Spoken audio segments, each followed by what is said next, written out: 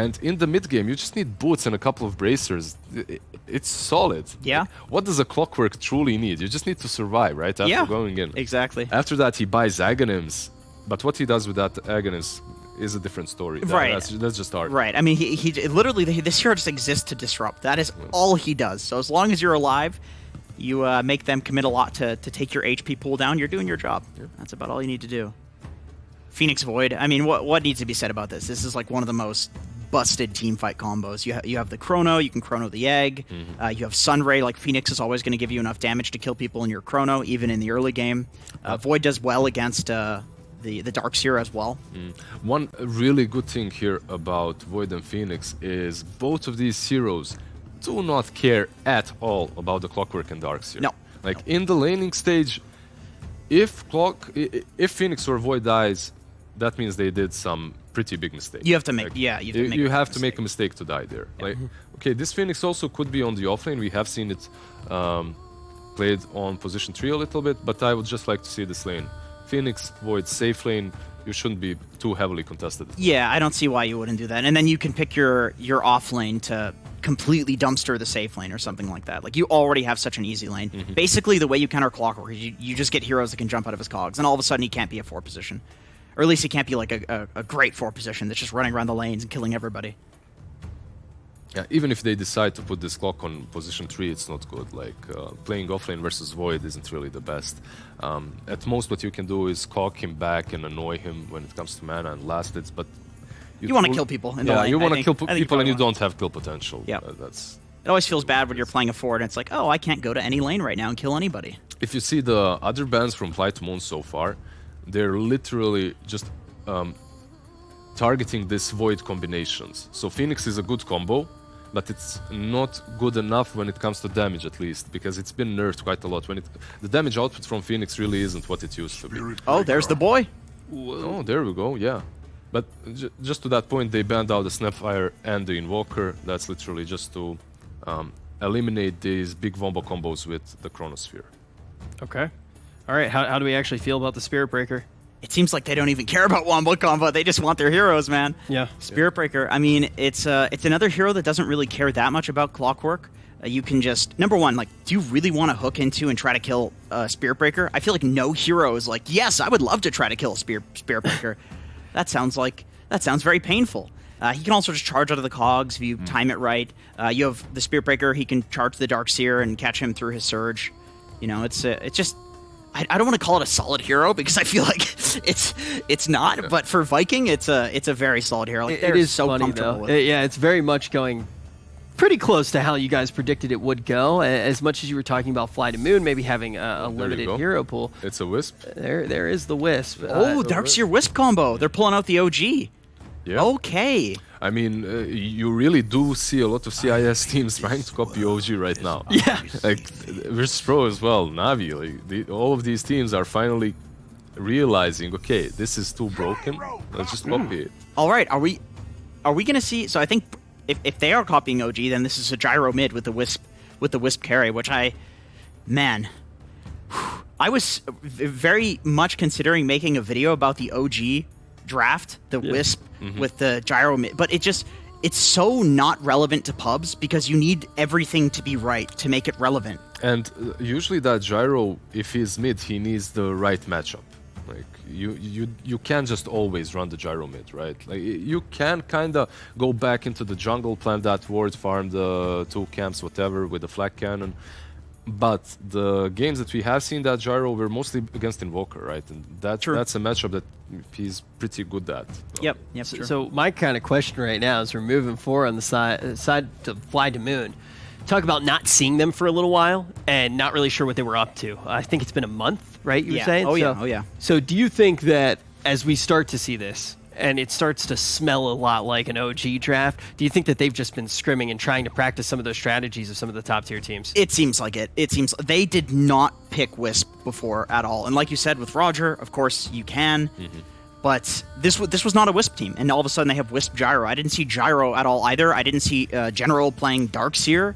You know, this is totally out of left field. Feels like kind of a pretty big indicator that they might be a little bit more scary than we initially anticipated. Possibly. Bringing some of those top tier. They're definitely keeping us in the dark as well with their draft so far, because as Jenkins said, this could be a Wisp carry, it could be gyro mid. Yeah. Roger, yeah, he can play Wisp, but Clockwork is definitely more in his lane. Like, Clockwork is definitely something that he plays more often, and I wouldn't be surprised if the Wisp is carry. And now let's go just a little bit back to Viking GG and what they have got going, because this Grimstroke will be your support. So they are moving back. This Phoenix should be the offlane in the end, with the Spirit Breaker most likely supporting him, and Grimstroke plus Void is a little bit more susceptible to losing the lane versus Darkseer. Yeah, the Grim can die, but you have some kill potential, more kill potential with the Inkswell, with the Stroke of Fate. You pop that on the Void, he gets a couple of bashes, suddenly you're dead. Their like early game fighting is really good too, though. Like if they pair up the Grimstroke with the Spirit Breaker, I always love the Grimstroke. Two cows charging. Yeah, right? that's great. That's a really sick combo. Now the Inkswell, like I love when there's multiple heroes that you can Inkswell. Ursa, okay, I'm gonna predict. This is gonna sound crazy. I feel like this is an Ursa 5. What's making you predict that? Okay, hear me out on this. So the way OG plays this, toss something completely crazy. If it works, he's a genius. It's like one of those things where it's like when I think that it's funny, it's kind of this. Okay, so why do you think that might happen? Right, no. Listen. Yeah. Whenever OG picks this, they always have some sort of right-clicking melee 5, and I'm sitting here thinking, do you really want to put a Clockwork with the carry Wisp? That would be okay, but you want somebody where you amplify their attack speed and it actually gives them damage. Ursa, with mana regen and attack speed, is a beast. Okay? All right. I think this is an Ursa 5. I looked over at Cap during that, and Cap just looked at me and he started going, You'll see. I would love to see that. I would really love to see that, because Ursa has been played as a support for a long time in the CIS, basically even by this team. Yeah. But usually it is a position 4 at least, and you get some farm. What's an Ursa 5 gonna? Well, okay. It's not bad.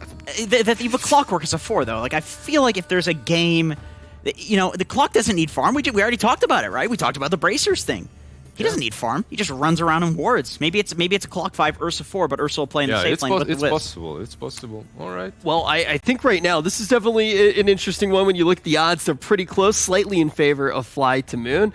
But this draft has already been an absolute treat now that the dust has settled. I think we're starting to see a matchup that I know I'm really excited for. I think when I got here, I don't usually say what I'm predicting, right? I just ask you guys questions, I smile, and I throw it over to the casters. But I kind of expected to come out of this draft just assuming that Viking was going to be able to take this, especially without looking at FlyToMoon in quite some time. I feel like after seeing this draft, I'm very curious where you guys sit. How do you think that this game might actually look? It looks like FlyToMoon, they're definitely throwing a complete curveball. This is something different from their normal playstyle and drafts, and it could be a huge hit or a huge miss. Like this Ursa, this Ursa, if he's a core, he's been out of the meta because he did get quite significantly nerfed, right? Nerfs. He got some big nerfs. However, maybe there's a reason why they're picking it. There's a Phoenix that you're playing against, so you have a hero that kills that egg. Afterwards, an Aghanim's could be pretty solid on him in this game. I'm not completely sold. However, Boom is playing the Storm Spirit. I have seen some very wacky plays from him on the Storm recently. He has done some crazy shit. He has done some crazy shit, yeah. I'm still going to lean into Vikings' favor a little bit. Okay. I'm going with FlyToMoon. I have the gut feeling. Their draft looked. I did not expect that. I like that. I think they've been practicing. All right. Well, the big question is going to be when we throw down to the casters: is this Ursa going to be overbearing? That was wonderful, Rich. And you know what the funny thing is it's not the craziest conversation that I've heard from Jenkins just today, let alone this entire week that we've spent time with them. Lacoste, what do you think about Jenkins' prediction? Is this going to be a support Ursa? It's not the craziest thing in the world. I will just give Jenkins his defense there. It's not, but I think they're just going to go with the standard stuff. Like, you have Darkseer in your team, you have Wisp, why don't you just give him a position? One, give him the farm. So that's definitely going to be a position 3, Darkseer. Okay, that's even better. Shut up, Jenkins. Position 5. Ursa, get out of the room, please. I don't want to share the same air with you. Now, you know what's funny is that Jenkins the other day was like, you never want to duo queue with me. Well, now you know why, Jenkins. Now you know why. Roger attempts to intimidate Viking GG away from the rune, but alas, to no avail. I don't know. What do you think, Lacoste, about FlyToMoon? What are your expectations for them here at this event? Because it's been 3 weeks since we've seen them play any official matches. Well, if you look at the team names, like FlyToMoon is the team that kind of sticks out. Like, you would expect them to lose most of their games, but then they also have the players. Like, you have Roger, you have Iceberg. Some of these players played some very good teams, and they know how to play Dota. Always on a fly, maybe a couple of that's way too many on his heroes, but yeah, if I had to say which team is better, like, I've been just praising Viking over the past like 2-3 months. The team just looks completely solid, their decision making is strong, and this is their lineup. Like, you have Aramis on Spirit Breaker, you have a core Phoenix. Storm Spirit, as Panel said, sometimes could look a bit shaky, but now he's playing against Ursa. I don't think Ursa threatens a kill on Storm Spirit at all. They've also got Celery on his Grimstroke, and they work really well with Grimstroke. In fact, of their recent matches, they're 10-2 with that hero.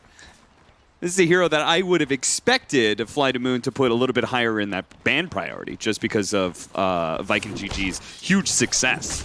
Yeah, when we were casting Divine League, I said that's a sleeper hero. The hero just looks extremely strong. Like, you have Silence, you have Leash, you have Stun, you have Wave Clear. Like, I don't think you can ask more from a hero who has a cast range on level 10, which is pretty insane. We'll see how this Ursa mid does, because Storm Spirit is high armor, first of all. Kind of good against melee heroes because of his Remnant. Also, the fact that he has a pull allows him to actually have kill power against melee heroes especially. Yeah, Iceberg could just easily die straight up for first blood. Like, I know that Iceberg loves to play aggressive, is already forced to use a flask, has one fairy fire. Like, Ursa is the hero that you want to play super aggressive on, especially if it's a core. I like that you pointed that Iceberg can tend to be rather aggressive. He's always that player, I think, of him and his brother, actually. Very similar playstyles in that regard, Pikachu, of just feels like they want to just dominate the opposing mid, you know? Show that they're the better player. If you give him a good hero, I think that's a possibility, but in this kind of a matchup, I just don't think it's doable. Even though he's having a good CS, 8-3 against 7-1. Yeah, that's not bad at all. I wonder how this matchup continues to go as he starts getting the higher levels of Fury Swipes, but at the same time, the Storm Spirit has that really high level of Remnant. Eventually, he gets his pull. It feels like a lane that's just going to be difficult through and through, but we'll see. Storm Spirit getting closer to his bottle, like, he doesn't really feel threatened, so he only brought like one extra set of tangos in this matchup, while Iceberg needs to bring more because he's constantly being harassed by the Storm Spirit. Nice use of the cogs there. Hits Shad, but also pushes the range creep and gets the CS, but we'll see if it costs him his life. Celery goes try and get out the stroke fake, cancels it, realizes he was going to miss, throws it out now. Roger pinged by it. They just need a little bit more damage. That damn battery assault. It makes the difference, and Roger does escape, not feeding away that first blood. Bottom lane, Jaro's getting a free farm. Like, it's very hard for Phoenix to last hit against this kind of a lane, especially when you have Spirit Breaker as your support. But they're gonna dive for it, and Toby actually gets nicely in front of Always Wanna Fly. He does get in range of the tower, though. Cops a couple of shots, but because of the Fire Spirits on V-Tune, he doesn't feel comfortable going for that Phoenix kill.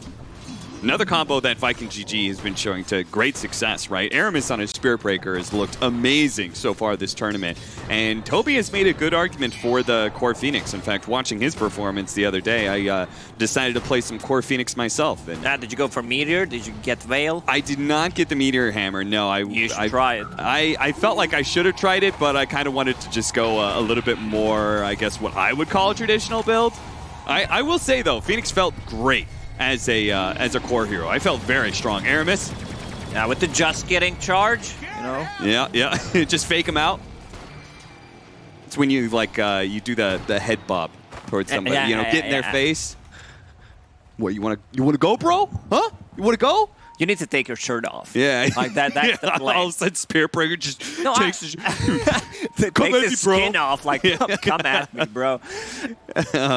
Sitting on that 4-minute rune to make sure they... Boom is going to be able to get it, and it's an arcane rune. That is going to make things a bit hard for the Ursa, but he's still winning out in CS by quite a lot. I always thought like taking your shirt off during a fight is a kind of a rednecky thing. Yeah, for sure. But when you think about it, like he can't pull you. Like he can pull you on your skin. I guess that's why. That's the reason why you're taking it off. Yeah, but then again, you're also exposing your nipples. Oh yeah. That's a weak point right twist, there. Yeah, you got to watch out for those nipple twists, the titty twisters. So yeah, Roger kind of stuck. I don't think that's He's a good very place to dead. be. I think he was hoping he would push back Shad, and to his credit, if he had, he probably would have killed Celery, but...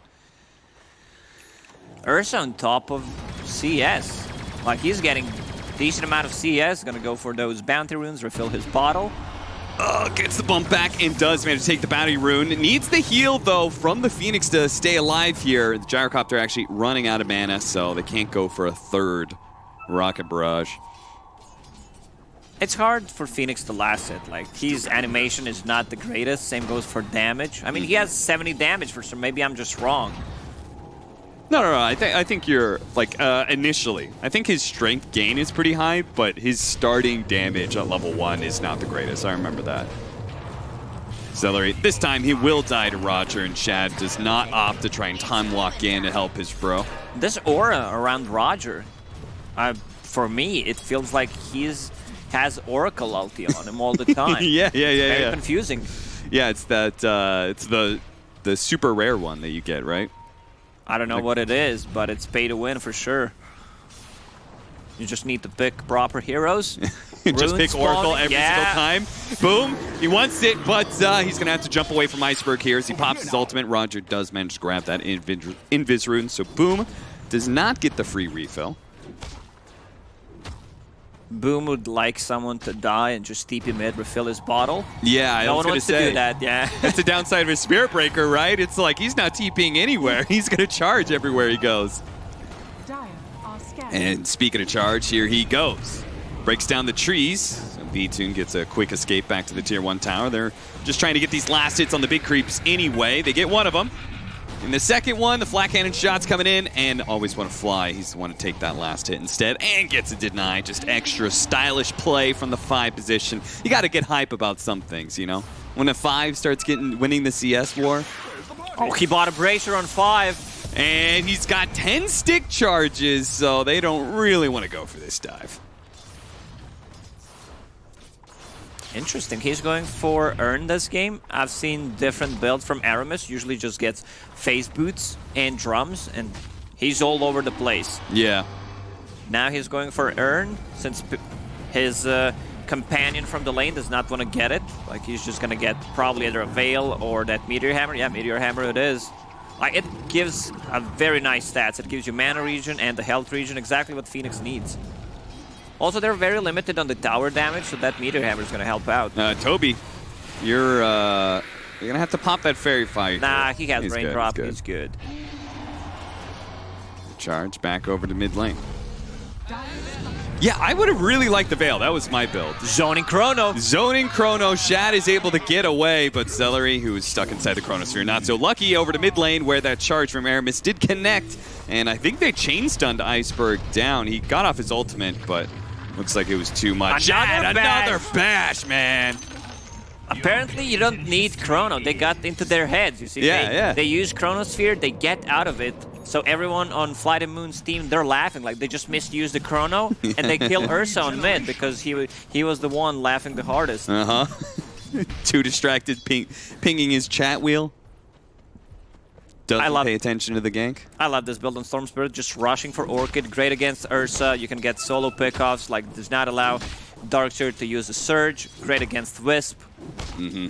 Speaking of the Wisp, that's probably why Aramis is trying to rush that Urn as quick as possible, right? He's trying to pick up some early Urn charges and eventually go for that Spirit Vessel. Yeah, just get Spirit Vessel against Io. It's very hard for Spirit Breaker to like farm. He's the worst hero to farm with him and Undying.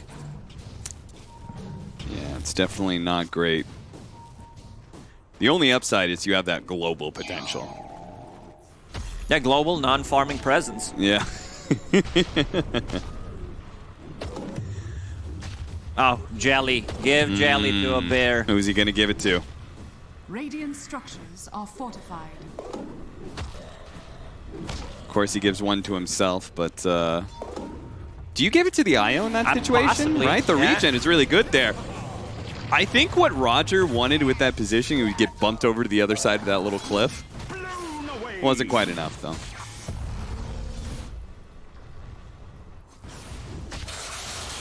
Well, despite being up 5-1 and maybe even 6-1, his Iceberg is in some trouble here. He has the Enrage. He's going to wait for them to fully commit here. He's going to pop it right as the charge hits him, turns around, tries to punish Aramis, gets away, gets a little bit of bottle charging time with Relocate coming in. Oh, he's still going to die, though. Boom, makes that long jump in to kill him. He doesn't have a whole lot of mana left, but with only 3 seconds left on the Relocate, he can't really chase into Viking GG.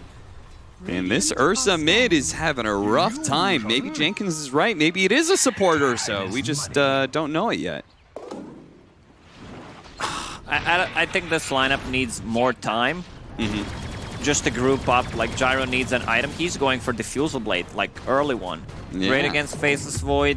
Okay-ish against Phoenix, I guess. I mean, they have 2 great heroes against the Phoenix egg. Like, you have Gyrocopter using Flat Cannon on the egg, damaging the other heroes around it, and Ursa, of course, with Overpower. I also think he has 0 points in Overpower. 1 at the moment. Isn't the stats build going to be better for you against the Chronosphere, right? Let me see the odds coming up here.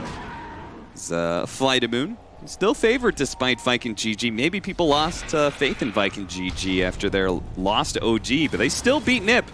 And they did take a game off of OG, so it's not like they've looked bad at all.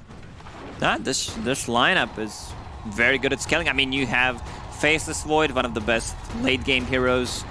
That's for sure. You have a Phoenix as a core, Storm Spirit, and they have very limited lockdown for this Storm. Like, so far, they managed to kill a Tier 1 tower.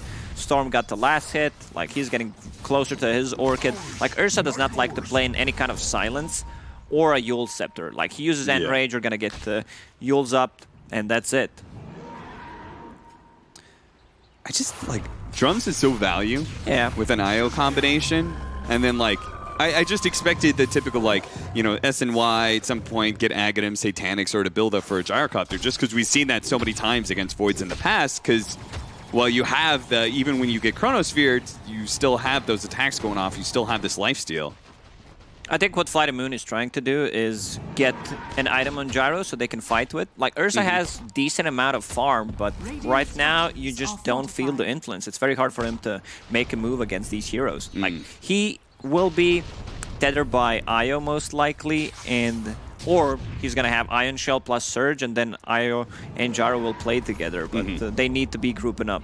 And right now, Viking is just taking control of the map. Like, they took the Tier 1 tower on mid, they took the Tier 2 tower, now they're just completely evading their jungle. The good thing is they have 1 Observer Ward right there, so they see any kind of action that Viking tries to move in their own forest. With Viking GG taking over some of this Radiant jungle. The smoke is making its way over. They don't have the clearest source of initiation, though. Roger's got to get a really good hook in here. Iceberg's right on top of all of them, so maybe Celery's going to be a free kill, but everybody else, these bigger ones, oh, look at the Meteor Hammer. Tried to drop it, but the rocket actually stopped it. They're going to pull back Iceberg into this. Nice initiation there from Roger to be able to put a stop to that sunray damage and relocate out. Roger actually bumping Boom into his own Chronosphere there. Roger now a little bit on the retreat here, but V-Tune is going to lend a helping hand to be able to push back the rest of Viking GG. Boom should be perfectly fine. He's got tons of mana to work with. He's going to let himself get hit by the rocket. Again, very few disables, so it's not like he's scared of being punished. It is dodgeable. You just go forward towards the rocket and you dodge it, but yeah, I think it's one of those mistakes where you're like playing Faceless Void, you don't see the IO, you try to go for a target, and that relocate was pre-casted. Like, he wanted to get him out even before the chrono. So next time, I'm pretty sure that Shad is going to keep an eye on Io. Either catch him or someone else needs to make a jump. And I guess that's just a good call from Always Want to Fly in the first place, that he wasn't tethered straight on top of V-Tune, right? He kept his distance so he could make the defensive play. The problem was Viking, they had no vision in that area, and they were also underneath the ward from FlyToMoon, so they had an upper hand for sure. I mean, there's a lot of stuff happening on the map, but we only have 8 kills. Yeah. And I would say a decent share of that is the fact that FlyToMoon just can't get kills themselves with this total lack of disables. I mean, that relocate into mid where they just couldn't really do anything, and Ursa still died anyway. Maybe the Diffuser Blade will change things, though. They almost have it. This is the combo. Let's go. Just run at him. And you can see the itemization coming out from Viking. Yeah, just get out of the he map. goes. The hook He shot gets off map, him. though. Pulls him back in. Where you going, Toby? You're going nowhere, son. Godger knows that there is a part of the map that he can still hook shot, even though it should not be passable. Like, look at Iceberg's face. Like, what the fuck just happened? That was some messed up shit, man. And he's going for Basher first item. I like that. Like, he understands that they have very limited control against the Storm and Void. So, instant Basher. Like, no shenanigans. I'm not going to get... This Iceberg just permanently looked that way. Did you see him? It's got the cock. What's going on there? Is his camera frozen? It's I think that's frozen. a screenshot. That's a screenshot. He's not Just blinking. imagine Maybe if he he's not always looked human. like that, though. Just perpetually, like, slightly surprised and curious. Wait, are they all screenshots? Does anybody have their actual webcam? Boom. Thanks to the Inkswell, has a very nice combo stun. That's going to be kill Roger. Mouth is moving. Okay. My eternal gratitude.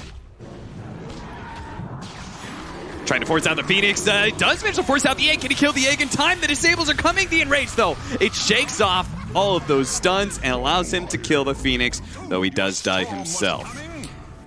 I think it's still fine. Like, just trading your position 3 for Ursa to try to slow him down. Uh-huh. And I talked about the itemization against Ursa. I see 2 Yule Scepters being queued up, 1 on Storm Spirit, 1 on Phoenix, and it's also a great save. Dispelling the Rocket, or just dodging it, great against the Surge. You also dispel the Ion Shell on top of that. Gyro is level 9, 17 minutes in. They took their stacks, that's the issue. Yeah. It's not the best thing in the world for FlyToMoon, but then again, they're not actually down that much net worth. I'm a bit surprised by that. The Orchid, though, is going to go off here onto the Gyrocopters. Their relocate save, there is not.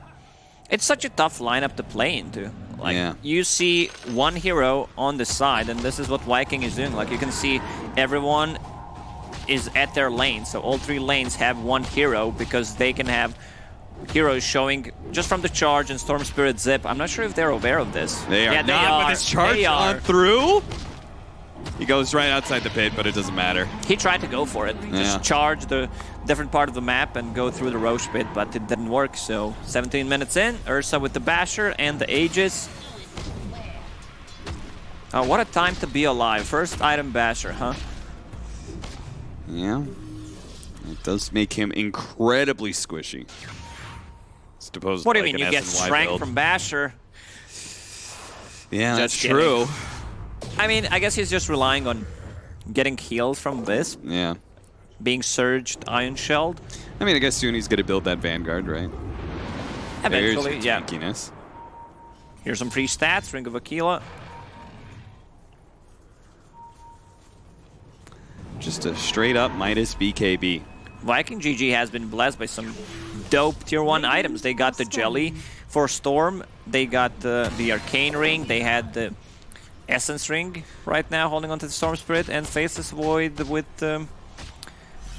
Iron Talon. So of the disposable tier 1, yeah. you prefer the Jelly over the Mango Tree? Oh, in certain situation, yes. Depends. Like if you're playing against AEM, I've seen one of those games, don't remember who was playing the other day, where they were just, I think it was Alliance.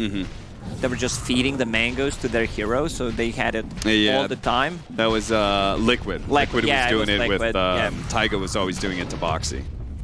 But yeah, I still feel like Royal Jelly is one of the best tier 1 items you can get, since it's consumable. Yeah.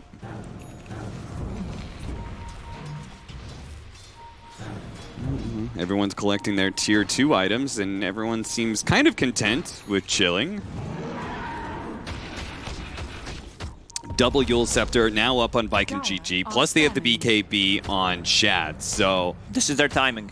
Yeah, they're feeling really good about the next team fight with the Chronosphere up. They do have a successful scan. They're going to jump forward, immediately grab the Darkseer here before he can get away. A clean initiation where Aramis actually was looking for a little bit more. He charged at the same time over to the side. Now Iceberg just willingly ran up into that high ground there, ready to take a fight because he has the Aegis, but Viking GG, they are not going to be fooled into fighting too much into that Aegis. They just back up, control the area. Viking let that Roche go. All right, they're going in. One more time, the Orchid charge in, down. Nice interception there from Roger with a hook shot. He's going to isolate Shad inside of the cogs for now, but he's Chrono's torn still up. apart. They still have the Chronosphere, and they have the second life up. Iceberg is going to try and deal with the Phoenix real quickly, but a Supernova goes off. Another Yule Scepter comes into play. Zoning Chrono. Chronosphere literally zoning out the rest of the team. He tried to catch the IO, I guess, but Always Want to Fly timed it just at the last half second, so he didn't get pulled in very far. Aramis, it looks like he's going to be caught back in. They do go for the backing wall. A nice bit of illusions out, but Shad showing off that BKB is just going to be able to focus down from Heroes. Deals with the Ursa, now going to go for V-Tune, who gets the Surge out, so all that movement speed, they are able to dance away from that Faceless Void, and Boom's quite low. Boom's out of mana, Boom's dead. Okay, this gets a lot better for FlyToMoon because now they can actually dive. They got the Surge up, so now they can keep on going. This Diffuser Blade is beginning to do some work here, but Shad, he's still awfully healthy.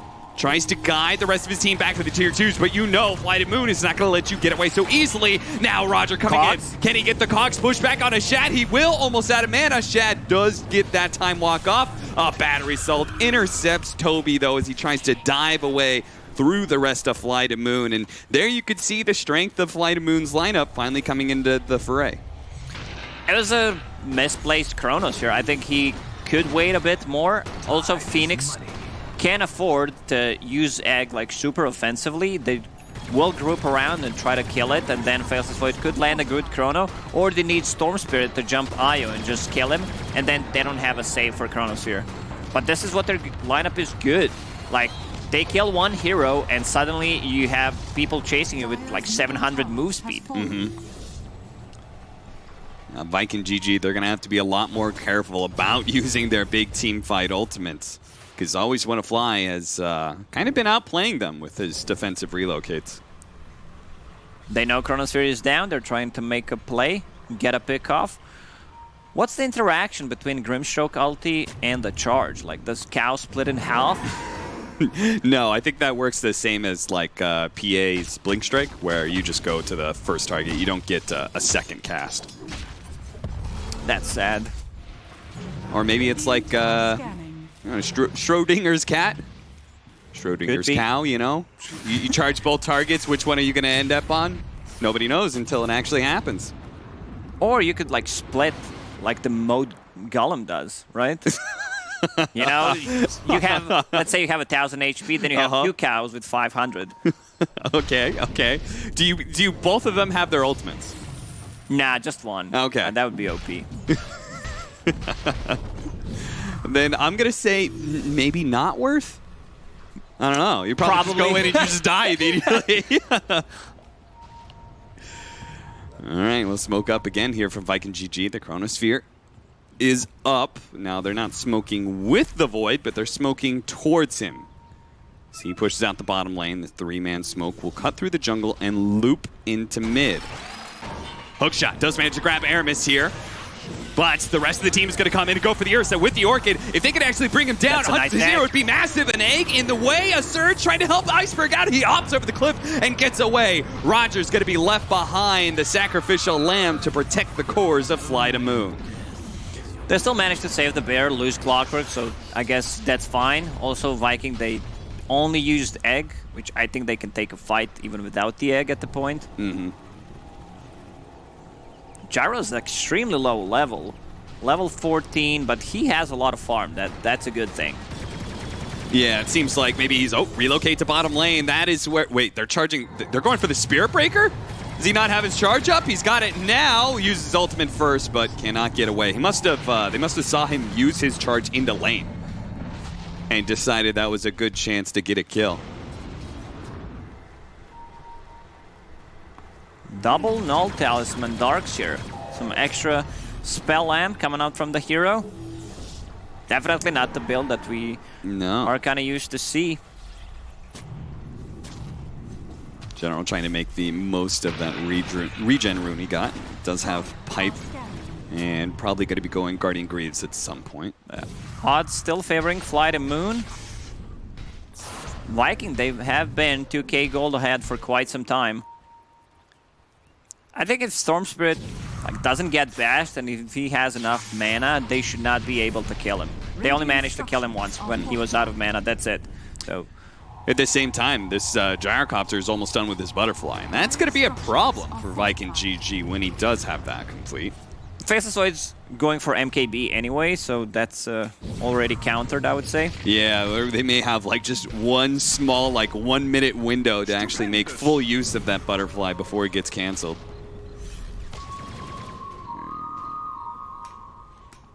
Oh, the IO's actually got the mech. I thought maybe just because you already had Arcane Boots, we'd see Guardian Greaves First hit bash. Can he get a second bash in there? Aramis. No charge. He's going to try and hide away into the trees, go straight up, and the hook. Just a little shy there. The BKB goes on before Jackie can actually get in the Chronosphere. They're going to use the Orchid here onto the out to make sure there's no relocate out. Boom's got to be careful, though, as he takes a heaping amount of damage. The double Yule Scepter onto the Soulbind now with the Supernova just at a distance. Iceberg Another up Yule. in the air, up in the air. These Yule Scepters are stopping him from doing any damn thing in this team fight. It ends with the Supernova explosion and Shad with a triple kill. Yeah, Faceless Void finally got IO inside the Chronosphere. Long zip. They just wanted to get a kill, and they used their combo is Grimstroke ulti into Yule Scepter, just to keep the egg alive. Yeah. Roche is gonna spawn in a minute and 10 seconds. They're gonna have Chronosphere for the next Roche fight, so a good timing of Roche spawning for Viking. And there's that MKB for Shad with a level 18 Void. But you saw how much damage Gyro deals to Storm Spirit. Burns his mana, he went in and suddenly 70% of his HP was gone. Yeah, this Gyrocopter, I can't help but feeling like if this was a different game, you'd be like, oh, sick. This Gyrocopter's gonna hard carry this game. But Viking GG, it feels like the late game team fight, it's just easier to execute, right? You've got Chronosphere, you've got Phoenix, whether it's Sunray or it's the successful egg explosion, either one is a free way to win a fight. Yeah, it's just much easier Dota to play, There's always a threat of the Chronosphere in the late game. Always want to fly, will not have a defensive item. You have a mech, that's pretty much it. And yeah. Storm Spirit will eventually find you. Even though Viking, they have been, I would not say losing the Vision game, but definitely one of those games where the Vision game was not as strong as in their other games. Roche just spawned, both teams know. Yeah. Fire Spirits reveals that big bad Roche on number 2. And Viking GG, I'm sure they're going to keep a closer eye on the pit than last time where the smoke allowed them to sneak in FlyToMoon. Able to take that Aegis. We do have tier 3 items in as well. Spider legs found by Storm. I guess you give that to your Spirit Breaker.